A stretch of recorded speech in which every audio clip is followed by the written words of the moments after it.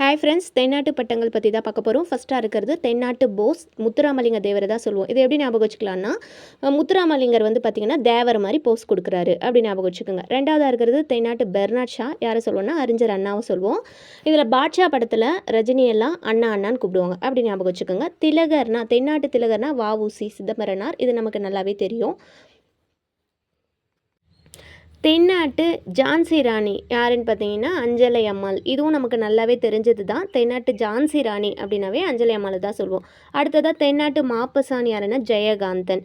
ஜெயகாந்தனை எல்லாரும் வந்து பார்த்திங்கன்னா மாப்பிள்ளை மாப்பிள்ளை அப்படின்னு கூப்பிடுவாங்க. அப்போ தென்னாட்டு மாப்பசான்னா ஜெயகாந்தன்.